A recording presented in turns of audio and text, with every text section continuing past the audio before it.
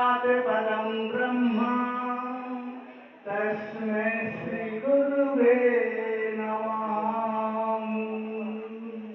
शुक्लांबरधर विष्णु शशिवर्णं चतुर्भुजं प्रसन्नवदनं ध्यायं सर्वविघ्नं प्रशान्तये।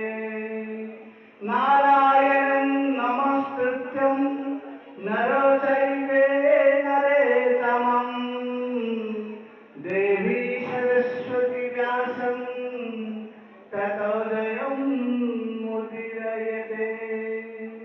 व्यासा